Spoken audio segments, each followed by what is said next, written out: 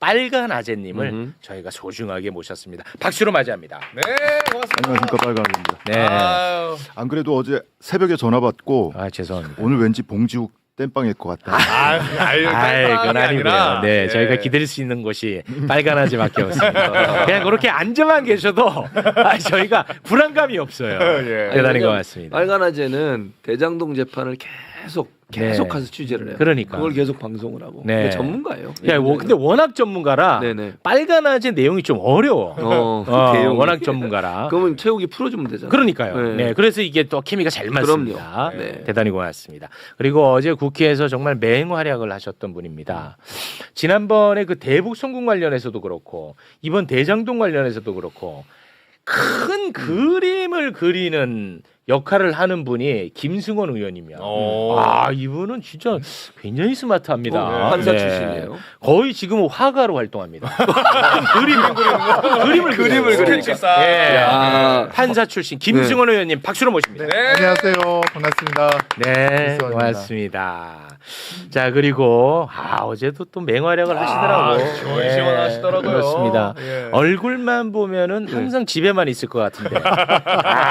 요새 아주 정말 활약이 대단합니다. 집을 좋아합니다. 네. 빛을 안 본 얼굴이잖아. 자외선을 안 받은 얼굴이야. 김동아 의원님 박수로 모십니다. 예. 네, 반갑습니다. 김동아입니다. 네, 고맙습니다. 일단은 어제 상황을 간단하게 정리하고 그때는 이제 김동아 의원님이 활약을 많이 해주셔야 돼요. 처음에는. 네네. 그리고 이제 다 끝내고 김승원 의원님이 총정리. 이렇게 정리하겠습니다. 알겠습니다. 그러면 지금부터 출발을 해보겠습니다. 대장동 관련한 이야기가 다뤄졌는데요. 네. 문재인 정부 때 대장동 관련 수사를 검찰에서 했습니다. 네. 그때는 이재명 대통령 관련한 내용이 전혀 나오질 않았어요. 그런데 이재명 정부로 윤석열 정부로 딱 바뀌고 수사팀을 그냥 다 바꿔버립니다. 네. 그래서 1차 수사팀, 2차 수사팀이라는 단어가 나오는 거예요. 예. 왜 2차 수사팀으로 바꿨냐? 오직 이재명 대통령을 제거하기 위해서다. 여기까지 제 의견이 아니고요. 1기 수사팀을 이끌었던 김태훈 현 대전고검장 이야기입니다. 어제 국회에 나와서도 관련해서 발언을 했는데요. 그 부분 여러분과 함께 이어폰을 착용해 주시고 영상으로 만나보겠습니다. 대장동 1기 수사팀은 나름 열과 성의를 다해서 4, 5개월 만에 그 배임과 관련된 주요 부분에 대한 결론을 내렸습니다. 근데 그 이후에 대통령 선거가 있었고 사실은 그와 같은 상황에서라면 주요한 수사팀을 남기는 게 그동안의 권찰의 관행이었습니다. 왜냐 그 수사가 크게 잘못된 것이 없고 그 수사 자체가 문제가 없다라면 이 수사를 완전히 뒤집어 엎어서 방향을 틀 것이 아니라면 저는 수사팀을 그렇게 변경해서 안 된다고 생각합니다. 기본적으로 그런 원칙이 지켜지지 않았고 오늘 이 자리에 증인으로 나오기 전까지 얼마 전에 있었던 판결문을 읽고 왔습니다. 2기 수사팀에서 중요하게 수사 방향을 틀어서 변경한 부분이 있는데요.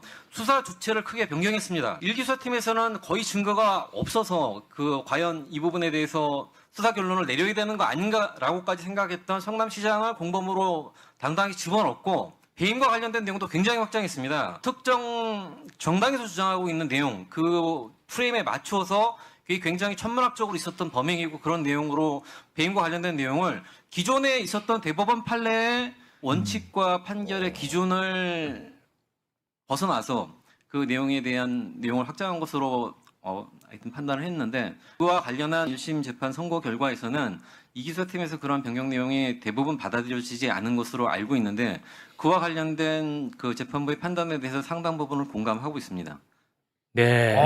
깔끔하네요. 깔끔하죠. 예. 그래서 지난번에 2기 수사팀이 기소한 내용들에 대해서는 사법부에서 대체로 다 무죄를 판결을 한 거였던 겁니다. 네. 그래서 항소 포기했고 항소 포기로 지랄지랄 했잖아. 맞아요. 그게 이렇게 정리가 되는 겁니다. 혹시 뭐 첨언할 부분이 있을까요? 없습니다. 깔끔합니다. 저도 첨언을 좀 하나. 예. 네. 김태훈 고검장이 기존의 판례의 기준과 원칙을 벗어나서 했다고 하지 않았습니까? 네. 기존 판례가 뭐냐면 이렇게 이재명 시장님처럼 공공이익을 5,700억 환수를 했잖아요. 네. 그럼 민간업자에게 어느 정도 이익이 돌아갔다 하더라도 이거는 공공의 이익을 위해서 한 거기 때문에 배임죄가 안 된다라고 하는 판결문이 있어요. 그런 판례가 있어요. 네, 그러니까 판례가 김태현 있어. 고검장은 그걸 안 것 같아요. 근데 이기는 아마 이기도 알았을 텐데 저도 알고 있으니까 그걸 갖다 그냥 묻어두고 기소를 한 거다라고 이렇게 그 애둘러서 표현을 한 겁니다. 그 얘기군요. 네. 아. 하나 그게 더 들어있습니다. 첨언하자면 지금 네. 특정 정당이 주장하는 방식으로 배임죄를 확장했다고 했잖아요. 네. 그 배임죄를 어떤 식으로 확장했냐면 배임 액수가 민간업자들 최초 기소할 때 배임 액수하고 나중에 이재명 정진상 기소하면서 취한 배임 액수하고 달라요. 처음엔 651억이었어요. 650. 나중에 4,895억 막 이렇게 가잖아요. 근데 아. 그 이유가 뭐냐면 이거 택지 개발 사업이잖아요. 네. 그러면 택지 분양만 하면 끝나요 원래 이 사업은. 네. 근데 민간 사업자들이 거기 아파트 분양 사업도 했어요. 네. 거기서 얻은 이익이 한 3천억 돼요. 3,600억. 근데 그것까지 다 택지 개발 수익으로 포함을 시키고 심지어 거기서 이자 비용 무슨 뭐 판매비 이런 게 한 3천억 가까이 되는데 그거는 또 뺐어요. 그러니까 이익이 엄청나게 부풀려진 거예요. 비용은 빼고. 네. 그렇게 하고 나니까 수익금이 9,600억이 넘고 거기에서 하나 더 성남도시개발공사가 그 이익의 70%는 가져갔어야 한다. 그 70%라는 기준은 어디에도 없는 기준이에요. 검찰이 자의적으로 상상으로 만들어냈어요. 네. 그렇게 해놓고 그 차액 한 5천억이 배임이야. 이렇게 만들어버린 거예요. 그러니까 무한 확장을 한 거예요, 실제로. 법원에서도 인정이 안 됐어요, 이건. 배임이라는 게 이게 확정이 되려면 사실은 금액이 확정돼야 되는데 이게 부동산 상황이 좋아가지고 땅값이 올라서 이렇게 이득을 본 것을 그렇죠. 그 당시 인허가 할 때 미리 예측하고 다 환수했어야 된다. 이게 바로 검찰의 논리고 만약에 이 땅값이 떨어져서 낮춰졌다. 그러면 배임이 아니고 땅값이 오르면 배임이고 이게 정말 말도 안 되는 불확실한 상황에 지금 이 사건을 맡겨놓고 기소를 한 겁니다. 그 너무 얘기를 좋아. 지금 김태훈 고검장이 지금 하고 있는 거고. 야, 깔끔하다. 진짜. 고맙습니다. 예. 세 분 같이 다니세요, 항상. 됐어. 이제 깔끔하다. 중복되는 이야기 없이 탁탁탁. 됐습니다. 자, 요 이제 됐죠. 자, 이기 수사팀은 대장동 업자들을 회유와 협박을 통해서 이재명 대통령으로 연결시키는 고리를 만들려고 했던 거예요. 이기에서. 예, 이기 수사팀이 그런 과정 속에서 남욱의 배를 가른다, 뭐한다 이런 얘기가 나왔던 거야. 됐죠? 네. 자, 그래서 남욱이 어제 나왔거든요. 네. 이것과 관련해서 남욱에게 물어봤어요. 그래서 남욱이 이것과 관련해서 답을 한 게 있는데요. 그 장면 영상으로 보고 오겠습니다. 전체 구치감 숫자가 55개로 이제 알려지고 있는데 정인이 혼자 유일하게 55개 중에 한 개의 방을 쓰고 있었습니까? 그렇습니다. 잠을 못 잤습니다. 검사님이 여러 가지 얘기를 밤에 하셔서 잠이 안 오더라고요. 거의 밤을 샜습니다. 그거에 언론에 알려진 정일권 부장검사한테서 들었던 그 말 때문에 잠을 못 자신 겁니까? 네, 그렇습니다. 정일권 부장께서 본인이 배를 갈라서 장기를 다 꺼낼 수도 있고 그다음에 환부만 도려낼 수도 있다. 우리의 이제 그게 권한이다. 그러면서 애들 사진 보여주셨고 애들 봐야 하지 않겠냐. 여기 계속 있을 거냐. 그다음에 마지막 얘기가 우리 목표는 하나다. 내려가서 잘 생각해봐라. 그 목표는 하나다라고 검사가 말을 했다는데 거기에 대해서 좀 더 보충 설명해 주시겠습니까? 이 사건이 재수사가 이루어진 이유는 이재명 대통령을 기소하기 위한 거는 누구나 다 알고 계실 겁니다. 대장동 사건은 어떤 상황이 되었든지 간에 이재명 대통령은 기소가 되셨을 겁니다.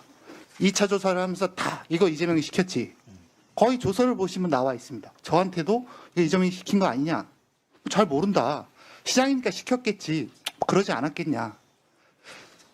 나중에 이제 말씀드릴 기회가 있겠지만 유동규 본부장 같은 경우는 마지막엔 이제 거짓말들을 하기 시작합니다.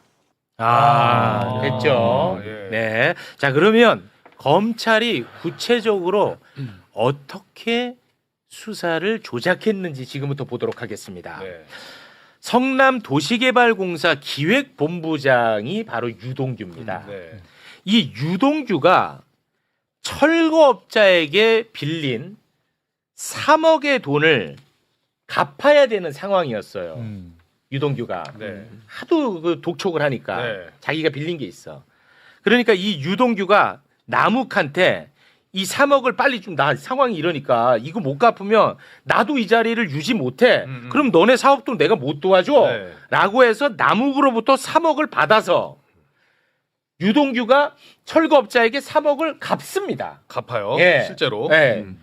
돈의 이동이 요거예요. 예, 진실은. 그런데 이 돈을 바로 이재명 대통령의 최측근 정진상 실장 그리고 김용에게 건네줬다고 둔갑을 시켜버립니다. 됐죠? 예. 자, 1기 수사팀에서 수사할 때 남욱이 이 돈에 대해서 뭐라고 이야기를 했는지 2021년 10월 18일 신문조서 소개해 주시죠. 네, 질문이 이렇게 합니다. 유동규가 3억 원을 요구한 이유는 무엇이었나요? 물었더니 남욱이 이렇게 얘기합니다. 다른 업자에게 3억 원을 빌렸는데 그것을 갚지 않으면 옷을 벗어야 하는 상황이라고 했습니다.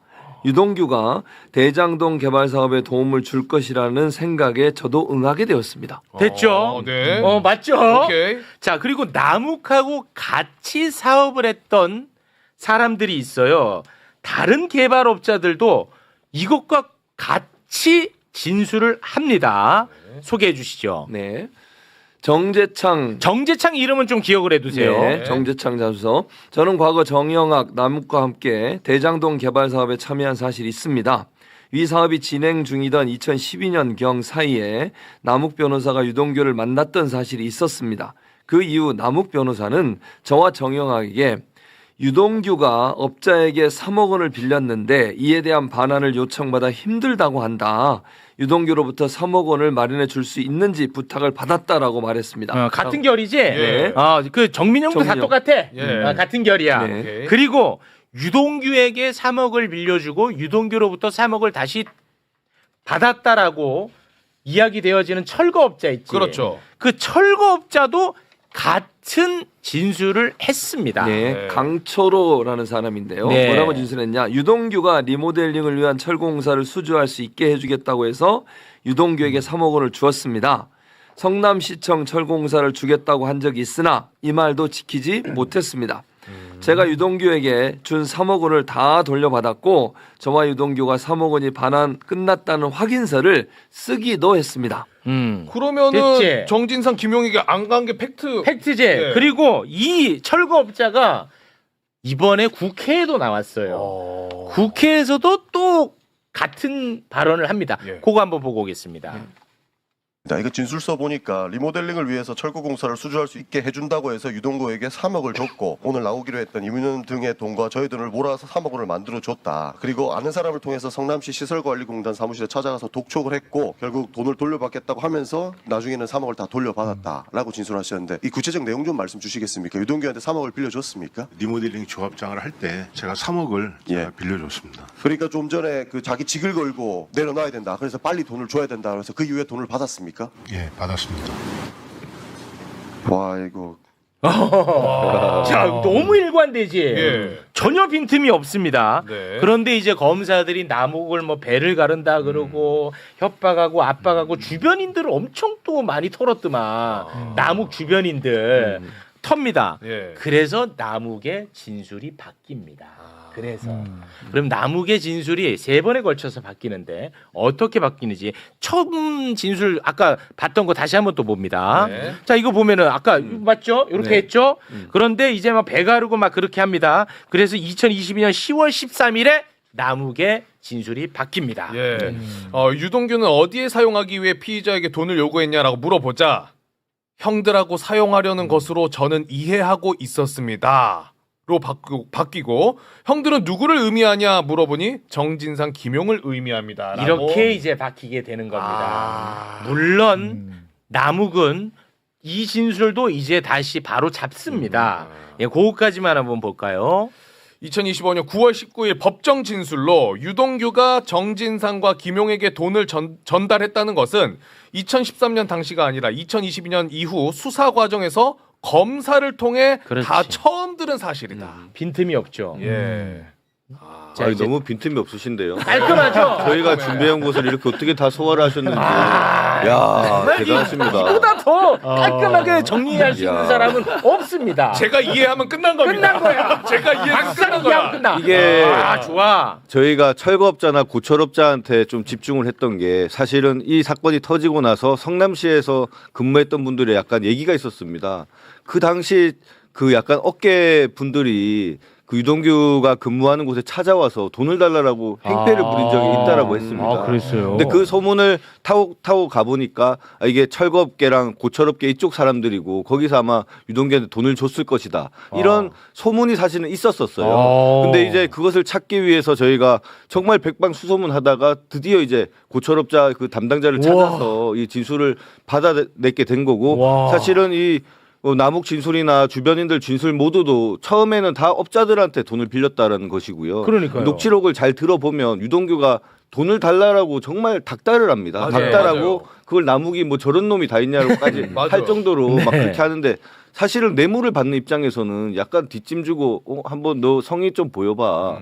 이런 식으로 나오고 그거를 이제 형들 갖다 줄 거였으면 전혀 그래 닥달할 필요가 없었었는데 정말 어떻게 보면 그 당시에 유동규가 잠깐 뭐 화면에도 보였지만 그 철거업자나 고철업자 분들에게 좀 압박을 받고 있지 않았을까 저희가 그렇게 이제 상황을 보고 있습니다. 그렇습니다. 빈틈이 없잖아. 맞아요. 요거 하나만 그 남욱 씨가 진술을 변경하게 된 게 근데 수원 대북송금 사건처럼 검찰청 같은 방에다가 유동규와 남욱을 몰아놓고 유동규가 남욱한테 계속 너 내가 옛날에 얘기했는데 너 들었잖아. 왜 지금 모른 척하냐.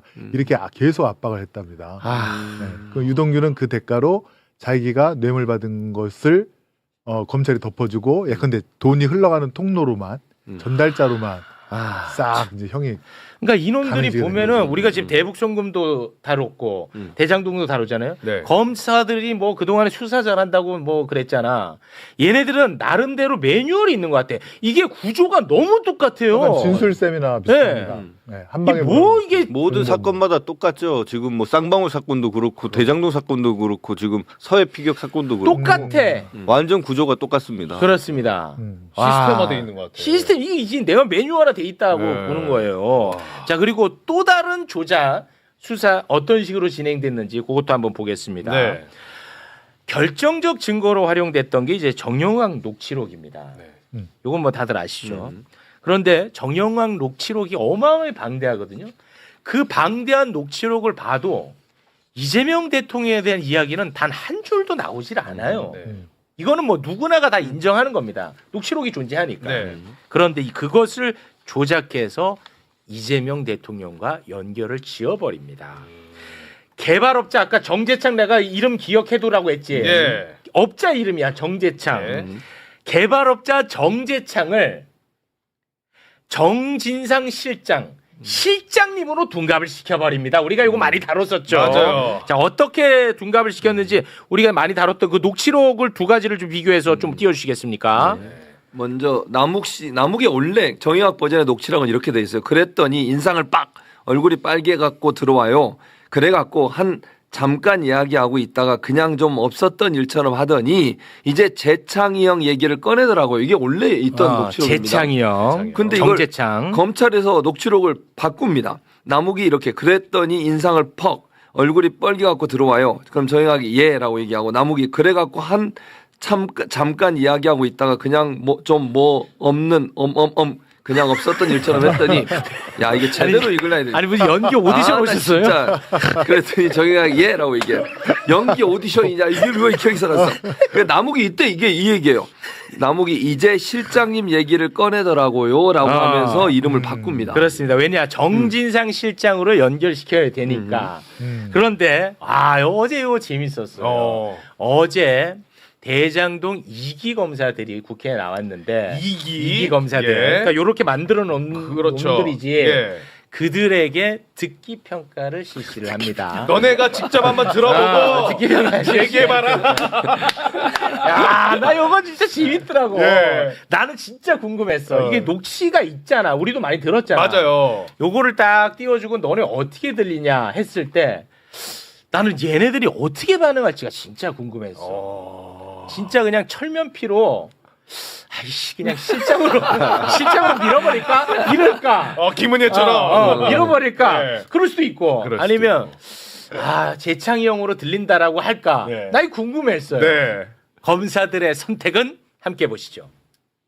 우리 대장동 검사들 다 나와줘 보세요 한번.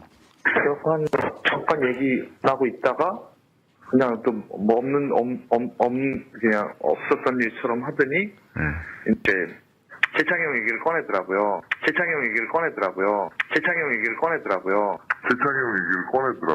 네, 전 주한지 검장님. 이게 실장님으로 과연? 들립니까? 뭐로 들립니까? 말씀 한번 드리겠습니다. 아니 일단 뭐로 들리냐고요? 지금 그 재창형으로 들립니다. 재창형으로 들리긴 하지만 묵지록 그 작성 과정에 검사들이 관여한 것은 아닙니다. 듣는 사람에 따라서 내용이 굉장히 많이 다를 수 있습니다. 바이든인지 날리문인지 그거 갖고도 논쟁이 있었지 않습니까? 저거를 저기서 얘기한다고. 진짜 말도 안 되는. 저 어떻게 합니까? 검사들은 진짜 심각합니다. 바이든 날리면 가져와 버리네. 그러니까. 아니 강백 씨는 정말 나쁜 놈입니다.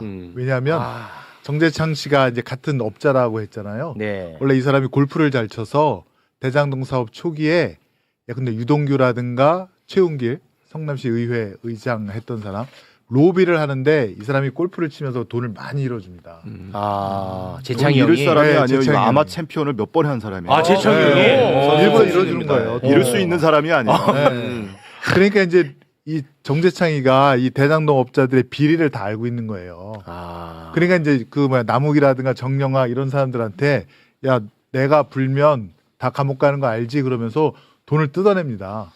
근데 그게 60억을 받고 나중에 30억을 더 요구하고 합의서 같은 걸 쓰는데 그게 아마 120억으로 저는 기억하고 있는데 아무튼 100억이 훨씬 넘습니다. 근데 이게 정영학이가 하도 시달리니까 그 특경 공갈로 고소를 해요. 정재창을. 그랬어요. 네, 근데 그게 2023년인가 그런데 그래서 경기 남부청에서 정재창을 공갈 혐의로 구속영장을 신청을 하는데 이거를 그러니까 다시 보안 수사를 요구하면서 기각을 시킨 검사가 있습니다. 검사 누구예요? 강백신. 와, 이놈의 이렇게 강백신이에요. 정재창에 대한 수사를 무마시켰죠. 그래서 본인들은 처음에 보안 수사를 요구하고 그다음에 이제 영장을 그다음에 결정하겠다고 했는데 그게 2023년 6월경이거든요.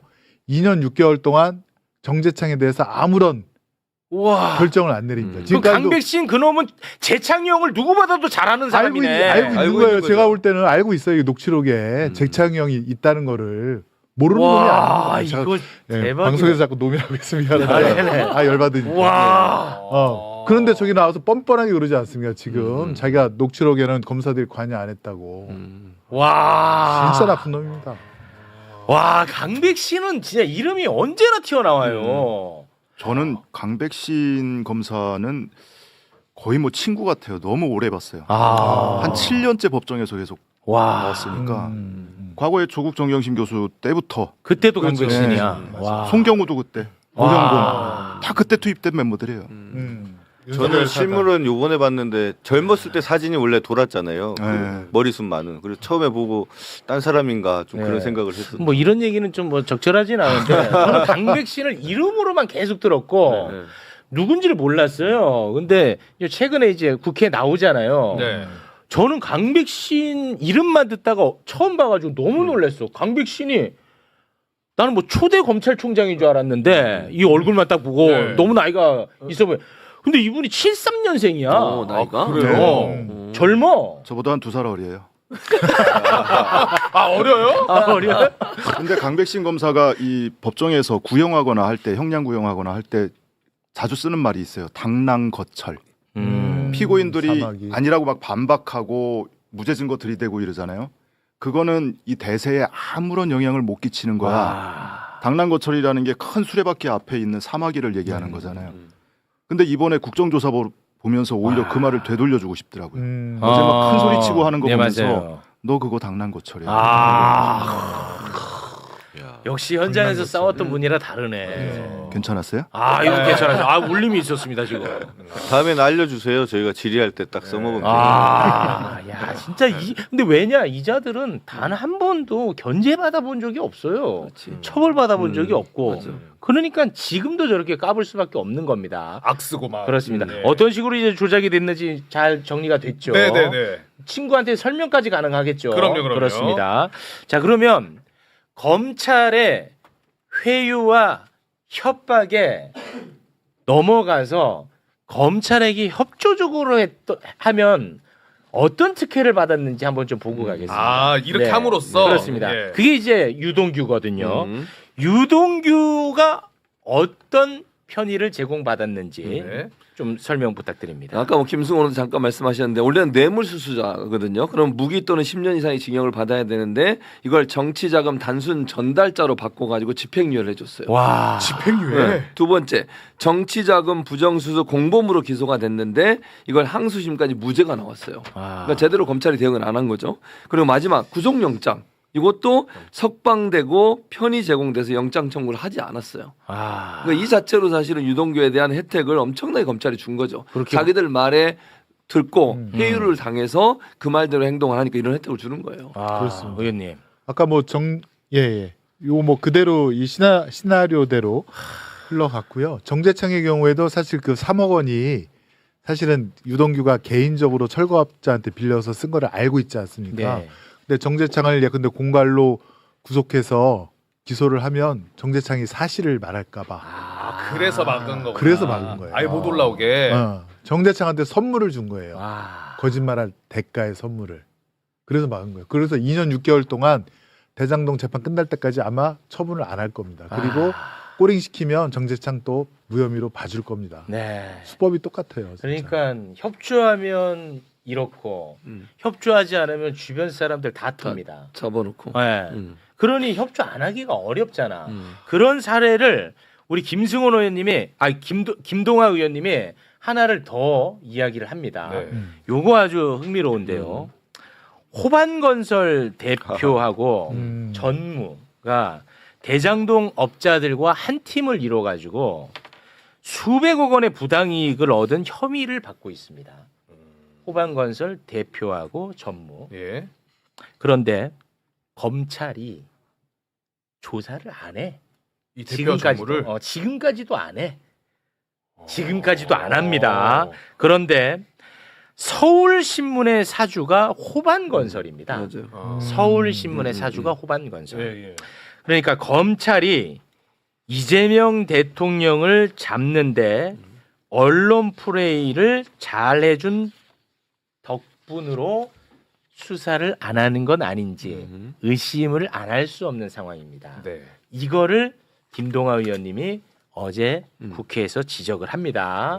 자, 그 장면 영상으로 함께 보겠습니다.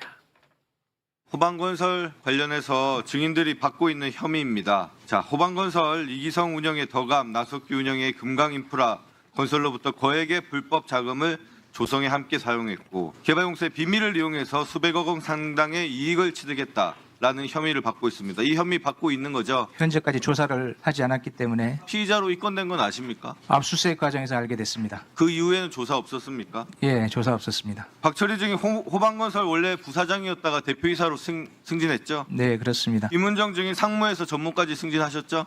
네, 그렇습니다. 아니, 이렇게 피혐의를 받고 있는데도 승진을 잘하셨는데 이렇게 승진이 잘 된 이유가 뭔가요? 혹시? 회사 경영상 판단이기 때문에 제가 말씀드리는 걸. 다음 보시죠. 정영학 메모에 구체적으로 불법 비자금이 어떻게 조성됐는지 나옵니다. 호반건설과 금강인프라건설에서 이기성에게 모인 총 50억 원이 남욱에게 넘어갔고 남욱이 차명 계좌를 거쳐 이중 8억 3천만 원을 김만배에게 넘깁니다. 이렇게 증인들이 대장동 일당들의 횡령과 뇌물에 적극적으로 가담한 공범들인데 왜 아직까지 기소나 제대로 수사가 안 되는지 모르신다는 거죠? 저희는 전혀 횡령이나 공범. 네, 다음 화면 보시죠. 호반건설이 지금 서울신문 사주시죠? 네, 그렇습니다. 지금 서울신문에 지난 윤석열 정부에 내놓은 사설들입니다. 이 대표 배임 뇌물 실체 철저히 가려 법치 바로 세워야. 자, 이재명 부동력자 심사 응할 것이라고 했더니 방탄꼼수일 뿐이라는 방탄꼼수. 와. 검찰이 유출 아니고서는 알 수 없는 단독 기사가 계속 나옵니다. 수사 정보 유출해서 이렇게 서울신문 자회사 통해서 단독 기사 쓰고 윤석열과 검찰의 입에 맞는 사설들을 써가면서 호반건설 봐주기 수사하고 그 대가로 서울신문이 계속해서 검찰의 나팔수 역할을 합의한 거 아닙니까? 그래서 본인들에 대한 수사 진행 안 된 거 아닙니까?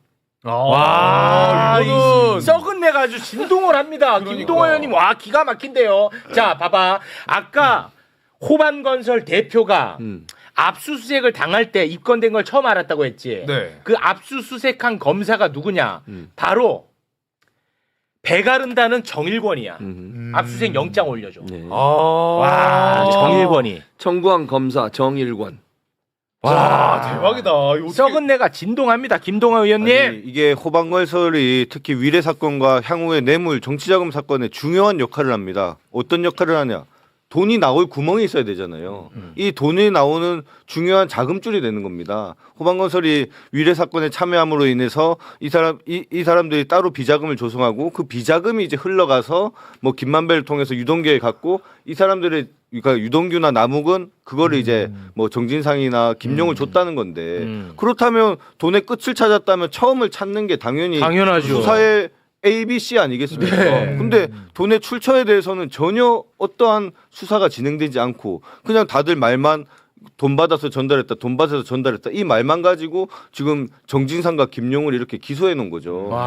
사실 제대로 된 수사라면 호반건설에 대한 철저한 수사를 해서 당연합니다. 이게 정말 비자금이냐 아니면 그냥 사업 자금이 어떻게 흘러간 거냐 이게 밝혀져야 제대로 된 수사가 완결됐다라고 볼 수가 있는데 네. 수사 돈줄의 초기에 대해서 이렇게 봐주기 수사한 것은 저희가 볼 때는 서울신문이나 이쪽에서 좀 윤 정부의 그 검찰의 나팔수 역할을 하면서 봐주기 수사를 한 게 아닌가 이게 강한 의심이 되는 거죠. 그거는 진짜 내가 볼 때는 너무나 합리적인 의심이야. 그러니까 돈을 그냥 따라가면 유동규가 3억 빌린 거 갚아야 된다고 돈 달라고 했을 때 남욱 정여희가 자기네들도 돈이 없으니까 그때 이제 돈이 마른 상태였습니다.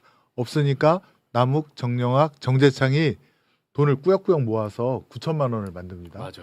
그걸 전달하지 않습니까? 근데 이제 정재창이 그걸 찍어놨다는 거잖아요. 네. 그래서 그거 갖고 공갈치는 거고. 그 사진과 동영상을 다 찍어놨어요. 그렇죠. 그 사실 그때는 영상도 있습니다. 대장동 업자들이 돈이 많을 때라 아까 우리 김동아 의원님 말씀하신 돈 나올 구멍, 네, 그 찾을 그 급한 때, 딱 비슷하게 연결이 되네요. 와.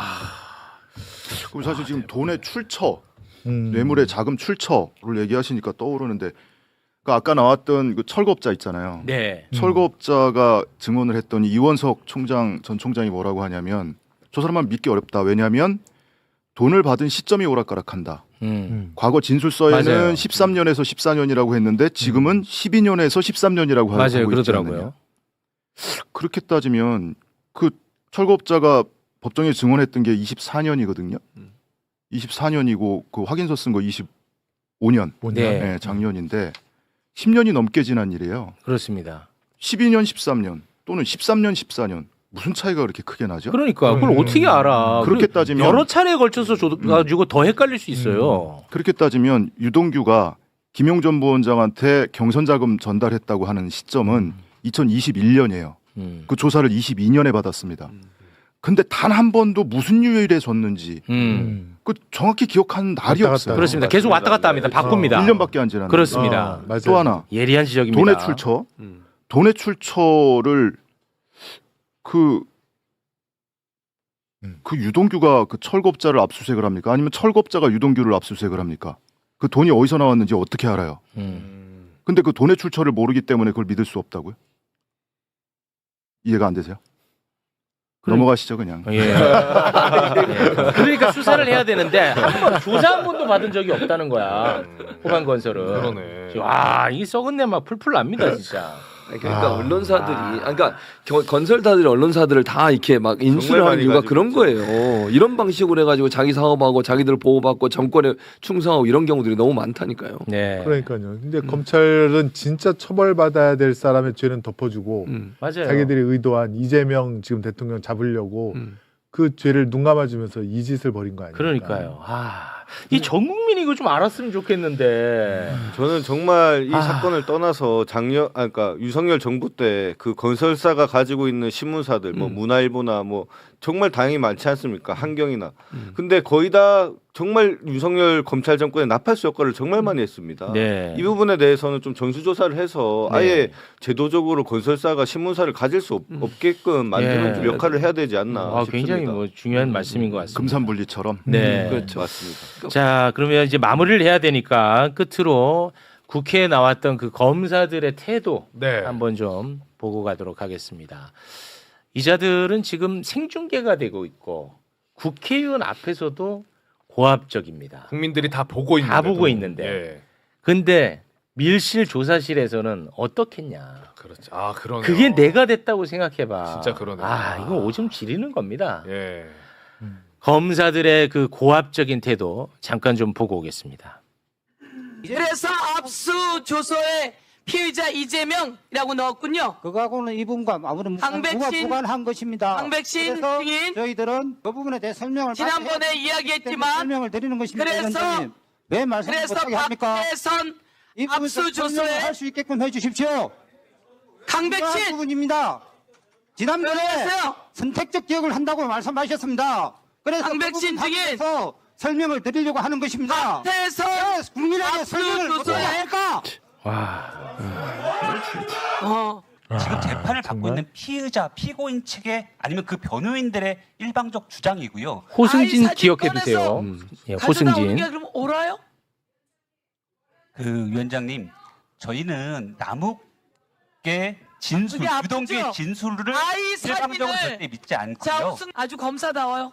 그동안 무슨 형식으로 했는지 다 보여요. 들어가세요. 10초만 주시면 그 아이들 사진 부분 말씀드리겠습니다. 저는 그 부분 굉장히 우려가 됩니다. 김용 유동규가 수수자 측이다라고 해서 상고를 해놓은 상태인데 이 만약에 진짜 이게 대법원에서 저희 주장이 받아들여진다면 이 의원님들 나중에 어떻게 하시려고 안 받아들여주면 너 어떡할 거야? 근데 오히려 너무 지금 재판 중인 사실에서 그렇게 말씀하시니까 그게 대법원 재판에 영향을 미칠 것 같아서 매우 호승진 증인 걱정이 됩니다. 와, 저 진짜.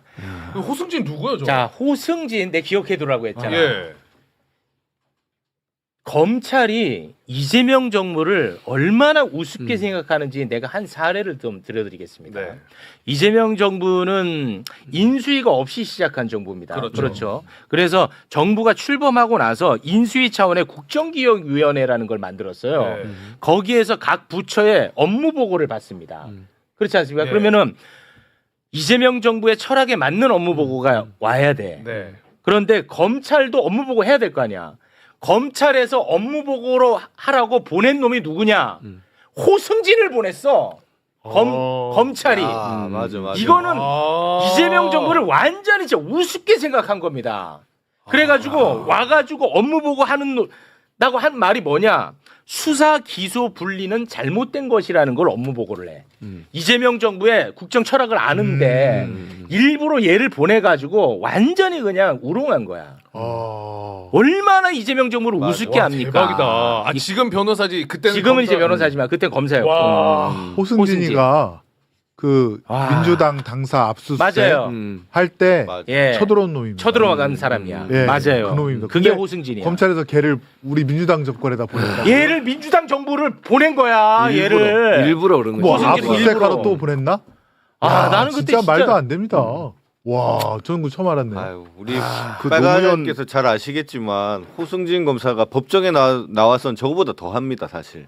지금 다 국민들한테 공개돼서 그렇지 그 법정에서 항상 저런 식으로 자기 변론을 하고 하는데 정말 사실은 변호인도 그렇고 피의자들도 그렇고 다들 거의 노이로제 걸릴 수준입니다. 저렇게 뻔뻔스럽게 뭐만 하면 거짓말하고 말 바꿔가면서 재판부를 호도하고 하는데 그거 견디는 것도 정말 진짜 고역이고 그것도 고문입니다. 우리 빨간님도 많이 보시지 않았을까 현장에서. 네, 근데 호승진 검사를 국정기획위에 그렇게 보냈다는 거는 과거에 노무현 대통령한테 학번 물어봤던 거랑 똑같은 모욕감을 느껴요. 진짜 모욕적이었습니다. 아니, 더한데요. 민주당사를 침탈한 놈인데 압수수색했었죠. 걔를 어떻게 민주 정부에 아니 이재명 대통령을 보고 제거하려고 했던 사람 아닙니까? 그렇습니다. 근데 업무 보고에 호승진을 보냈다니까. 진짜 소름 끼친다. 근데 사실 김동아 의원 잘 아실 텐데 김용전 부원장 구글 타임라인 있잖아요. 예. 그거 증거 채택하면 안 된다고 믿을 수 없다고 했던 게 호승진이거든요. 아, 그래요? 근데 호승진이 과거에 최순실 국정농단 사건 특검팀에 있을 때 자기가 박근혜 비선 의료 입증한다고 그 비선 의료 행위를 한 사람의 구글 타임라인을 증거로 제출했던 사람이 저 사람. 호승진이야? 와. 근데 이번에는 그거 하면 안 된다고. 네. 믿을 수 없다 그러고 법원 감정까지 다 거친 거를 믿을 수 없다고. 근데 이 사람이 많이 언급이 안 되는 것 같은데. 그게 저희는 사실은 실력은 없다고 봐요. 그냥 앞에서 말만 저렇게 하지 실제 그 조작하고 하는 것들은 강백신, 어미준, 정일권 그리고 정일권이 그런 검사들이 하고 저기는 항상 말만 저렇게 하는데 호승진 검사가 어떤 역할을 했었냐면 그때 정진상 실장을 조사할 때 그 변호인이 조금 한 10분 늦게 갔습니다. 그 10분 늦게 간 찰나에 정진상 실장 면담한다고 불러서 그걸 또 회유를 하려고 했다고 그러더라고요. 호승진이? 네. 정진상 그때 실장은 변호인이 자기는 이제 해유 당하는 척을 아마 하려고 좀 무슨 얘기를 하나 들어보려고 했는데 변호사가 그때 이건태 의원이 변호사 할 때인데 너무 빨리 와서 자기가 아쉬웠다 그런 말씀을 하셨습니다. 그만큼 이제 정진상 실장마저도 유동규처럼 해유할 수 있다라고 그렇게 생각하고 접근을 한 거였죠 그때. 진짜 얼마나 우리를 우습게 봤으면. 이거 전 국민이 알아야 되는데 어떡하냐. 이 매불쇼가 너무 영향력이 없어. 아니 근데 오늘 지금 이 방송과 이 내용은 진짜 널리 좀 퍼져. 전 처음 알았어요. 너무 충격이야. 또 어제 나왔던 내용 중에 사실은 뭐 크게 이렇게 눈길을 사로잡지는 못했을 텐데 워낙 내용이 복잡하고 어려운 내용이라. 맞습니다. 정영학 회계사 민간사업자 정영학 회계사의 변호인이 출석을 해서 그것도 중요하죠. 예, 그 정영학 녹취록만 조작한 게 아니고 정영학이 제출했던 USB에 담긴 엑셀 파일. 그게 이 배임 사건의 본질이거든요. 네. 그 엑셀 파일을 검사가 임의로 숫자를 고쳐서 마치 정영학이 시뮬레이션 했던 것처럼 증거로 제출한 사실. 네. 예, 구체적으로 얘기하면 너무 복잡해질 그렇습니다. 테고. 이게 이제 본질이라고 그게 봉지욱 기자도 요거 얘기하라고 했는데 이게 좀 복잡해가지고. 아 그랬어요? 네. 너무 복잡한 얘기라. 왜냐하면 택지 평당 분양가를 1,400만 원으로 시뮬레이션을 했던 것을 검사가 1,500이라고 숫자를 바꾼 거예요. 근데 1,500으로 할 경우와 1,400으로 할 경우에는 1,400만 원으로 하면 그 사업성 분석에서 관과 민간의 수익금 쉐어가 5대5가 나오는데 1,500만 원으로 입력하면 관의 수익금은 그대로인데 민의 수익금이 확 늘어나서 배임 금액이 엄청 커 보이는 것 같은 효과를 내는 거예요. 심지어 배임이 아닌 것이 배임으로 보이게 만드는 효과. 그걸 엑셀 파일을 검사가 임의로 조작을 해서 정형하게 시뮬레이션인 것처럼 제출을 하고 진술을 받았던 거거든요. 와, 이거 크잖아. 이거는 본질이네. 사실 굉장히 저는 되게 제일 중요한 본질입니다. 예. 검찰 입장에서는 1,400에서 1,500이면 한 100 정도만 바꾸는 거니까 달콤하겠네.